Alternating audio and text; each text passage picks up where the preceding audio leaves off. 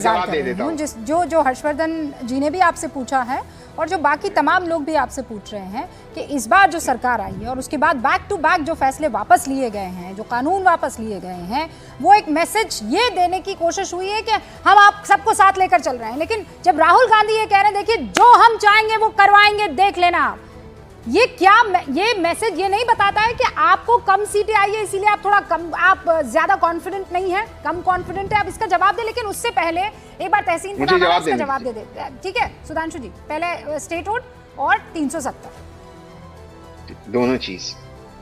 सबसे पहले तो 370 का फैसला माननीय सुप्रीम कोर्ट की कॉन्स्टिट्यूशनल बेंच ने कर दिया। अब वो पॉसिबल ही नहीं है, मुमकिन ही नहीं है। कोई भी राजनीतिक दल अगर वो अपने मैनिफेस्टो में डाल रहा है, वो झूठ डाल रहे हैं, सुधांशु जी भी जानते हैं, आप भी जानते हैं रूबिका जी, वो पॉसिबल ही नहीं है अनलेस केंद्र की सरकार दोनों हाउस ऑफ पार्लियामेंट इसमें चेंज करे, तो पॉसिबल ही नहीं, क्योंकि भाजपा करेगी नहीं, कांग्रेस उस पर वोट करेगी नहीं इसके खिलाफ। ये बात तो हम जानते हैं। अब आते हैं स्टेटहुड के सवाल पर, जो सुधांशु जी ने कहा कि वहां का आइन निकाल दिया। बिल्कुल यही बात मुझसे सुप्रीम कोर्ट में कही गई थी जब मैं कश्मीर में जो कर्फ्यू लगा था उसके खिलाफ गया था। यही बात मुझसे कही गई थी जो सुधांशु जी ने कहा, और मेरा जवाब ये था कि अगर कश्मीर, जम्मू एंड कश्मीर का आइन निकाल दिया गया है, संविधान निकाल दिया है, तो भारत का संविधान आइन पूरी तरह से लागू होता है। तो जब भारत का संविधान पूरी तरह से लागू होता तो हाइपोथेटिकल पास्ट में क्या था उसे छोड़िए ना, आज उस यूनियन टेरिटरी को स्टेट में हम क्यों नहीं कन्वर्ट कर रहे? बात वो है, क्या आज असेंबली को कोई सवाल पूछना पड़ता है आपको कुछ करने के लिए? वो नहीं करना पड़ता। आप उस सवाल से भाग रहे हो क्योंकि आप जानते हैं जम्मू एंड कश्मीर और हरियाणा रूबिका जी मत छोड़िए, इन दोनों सूबों में भाजपा हारने जा रही है, ऐतिहासिक हार होने वाली इनकी हरियाणा में। ये 30 सीटें हरियाणा में क्रॉस नहीं कर रहे। ठीक है, 30 सेकंड में सुधांशु जी, और फिर मेरे एक मेहमान अभी तक अपनी बात नहीं रख पाए। 30 सेकंड में संक्षेप में जवाब दीजिए। हरियाणा इस बार आप लोग नहीं जीत पाएंगे। हाँ, देखिए मैं तहसीन भाई को बता दूं, बड़ी गजब की बात है। अगर 370 के ऊपर जो आप कह रहे हो सही है तो कहिए अपने गठबंधन सहयोगी से कि हम आपकी मांग से सहमत नहीं है। नेशनल कॉन्फ्रेंस ने तो ओपनली कहा है हमें 370 रिवाइव करना है। और हरियाणा की बात, आम आदमी पार्टी से गठबंधन के लिए कांग्रेस ज्यादा लालायित है। जिस आम आदमी पार्टी को पिछले चुनाव में 0.48% मिले थे।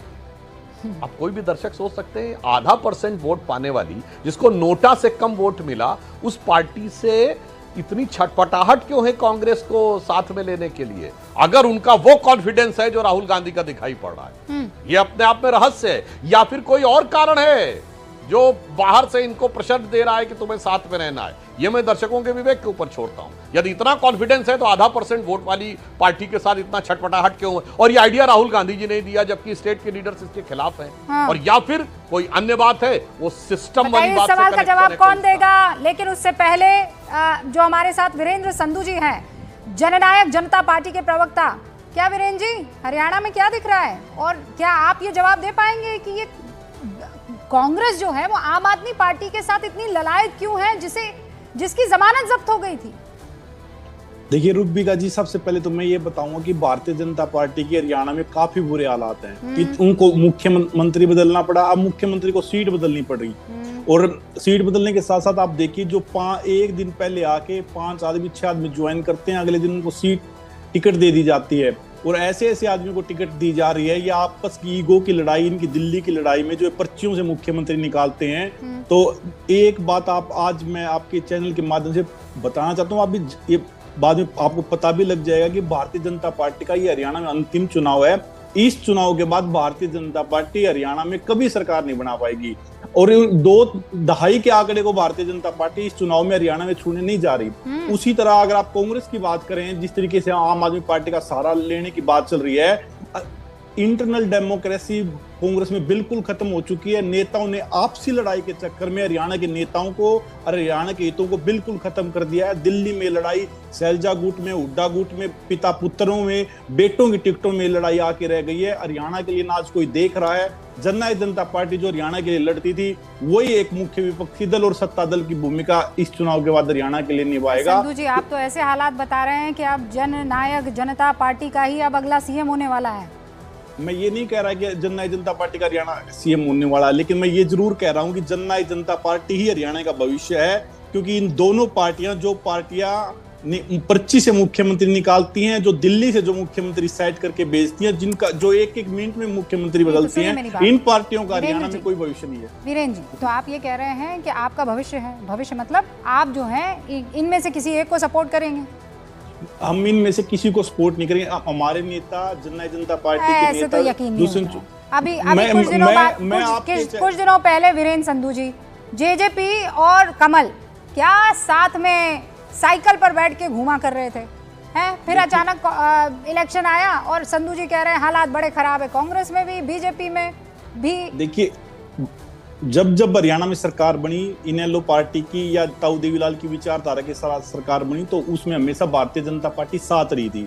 हम हमेशा कांग्रेस के खिलाफ रहे थे, उन्हीं बातों को ध्यान में रखते हुए हम भारतीय जनता पार्टी के साथ आए थे। लेकिन जिस तरीके से इन्होंने हरियाणा में सरकारें चलाई, जिस तरीके के हरियाणा के हितों की इन्होंने अनदेखी की, हरियाणा को जिस बेरोजगारी के हरियाणा को सबसे किस राज्य की तक इन्होंने आगू भेज दिया है, और जिस तरीके से पार्टी का बिल्कुल लोकतंत्र खत्म करके दिल्ली से जो तानाशाही इनकी चल रही है, उससे हरियाणा के लोग इतने नाराज हैं। और हमने तो इस बात का वादा कर दिया है, हाँ। दुष्यंत जी ने लिखा है कि हम भारतीय जनता पार्टी के साथ कभी भी भविष्य में सरकार नहीं बनाएंगे। है मतलब ये बातें समझने में देखिए भाई 4.5 साल लग गए हर्षवर्धन जी, वीरेंद्र संधू जी को 4.5 साल नहीं लगे। अरे लगी गए 4.5 साल, आप समझते 4.5 साल लग गए आपको कि पार्टी से कुछ ना हो पा रहा है हरियाणा में।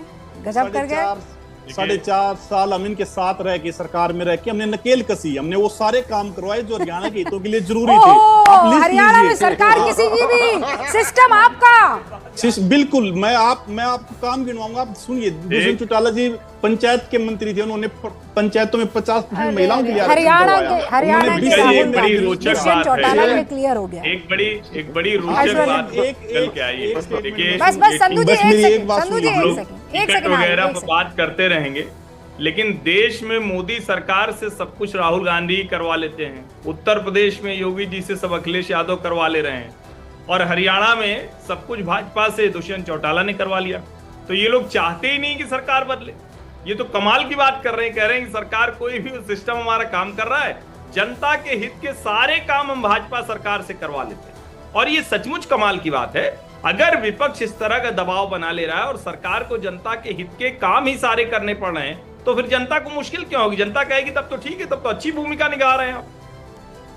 सुधांशु जी, लेकिन हरियाणा की जनता, एक सेकंड संधू जी, बस हरियाणा की जनता इस बार सच में बड़ा शानदार चुनाव होने वाला है, जम्मू कश्मीर का भी और हरियाणा का भी।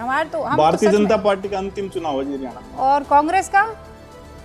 कांग्रेस विपक्ष में पहले से 1952 में जब पहले इलेक्शन हुए तब से लेके हरियाणा में है और आगे भी रह सकती है। बगल वाली खिड़की में रवि जी बैठे हुए हैं। अब ये मत कह दीजिएगा कि आम आदमी पार्टी का ही अगला नेता जो है वो सीएम बनने वाला है, वो कूद कर आपके पास आ जाएंगे गले लगाने के लिए। संधू जी रुक जाइए, थाम लीजिए अपने घोड़ों को, थाम लीजिए। रवि श्रीवास्तव जी, नहीं वो कह रहे दुष्यंत जी बनेंगे सीएम। हाँ बिल्कुल बनेंगे। नहीं पार्टी के प्रवक्ता हैं, क्यों नहीं चाहेंगे कि दुष्यंत जी बने? चौधरी चरण सिंह अगर देश के प्रधानमंत्री बन सकते हैं तो ये सोच क्यों नहीं हो सकती है? बिल्कुल होनी चाहिए। रवि श्रीवास्तव जी, देखिए सुधांशु त्रिवेदी ने एक बहुत इंपॉर्टेंट और गंभीर बात की है, मतलब ये लाइटर नोट पर तो ठीक है, लेकिन वो ये कह रहे हैं कि आप लोगों को साथ रहने के लिए कोई बाहर की ताकत बार बार फोर्स कर रही है, वरना आप ना कांग्रेस का मुंह देखे ना कांग्रेस आपका। देखिए, भारतीय जनता पार्टी के नॉस्ट्रेडमस हो सकते हैं, वो भविष्यवाणियां कर सकते हैं, हमें उस पर कोई आपत्ति नहीं है, मगर राजनीति संभावनाओं का खेल है। इनके गुजरात के अंदर घुस करके 14% वोट और 5 सीटें निकालने वाली आम आदमी पार्टी में ताकत है, और इसीलिए आज वो देश की तीसरे नंबर की पार्टी है। और जहां तक सवाल कांग्रेस का है, बिल्कुल निश्चित रूप से इंडिया गठबंधन के हम हिस्सेदार हैं और हर जगह रहेंगे साथ में। ठीक है, पंजाब में विपक्ष बन के चुनाव लड़े, दिल्ली में भी अलग-अलग संभावनाओं का खेल है, पर चुनाव लड़े और हार गए, सवाल है, पॉइंटेड जवाब दीजिए ना। मगर आपकी कोई हैसियत, हमारी ताकत जो है वो कम नहीं है। हरियाणा में नहीं है, जमानत जब्त हुई है, कांग्रेस इतना ललायत क्यों है आपके साथ आने को? मैं यही कह रहा हूं कि यही तो परिवर्तन है, यही तो विपक्ष की ताकत है, जिसकी वजह से आज आम आदमी पार्टी में इतना आत्मविश्वास है कि हम वहां पे अकेले भी, कल सुशील गुप्ता का बयान सुनती है आपकी, हमने तो 90 सीटों पे तैयारी कर ली है। सुनीता जी हर हफ्ते वहां पे मीटिंग कर रही है जाकर के, तो ताकत तो है। इसीलिए तो आज कांग्रेस पार्टी चाहती है कि हम साथ में लड़ें, साथ में मिलकर के लड़ें, और निश्चित रूप से मिलकर के लड़ेंगे, क्योंकि दुश्मन एक है। हाँ। दुश्मन कॉमन है, दुश्मन भारतीय जनता पार्टी ही है। उसी को हटाना है। तो आपको हटाने के लिए साम दाम दंड भेद जो अपनाना पड़े अपनाएगी विपक्ष की हर एक पार्टी, और ये करके दिखाया उन्होंने। सुधांशु जी देखिए, जो रवि श्रीवास्तव जी ने कहा, मैं उन्हीं की बात से विषय लेता हूं। उन्होंने कहा राजनीति संभावनाओं का खेल है, फिर गुजरात में आम आदमी पार्टी की उपलब्धि बताई।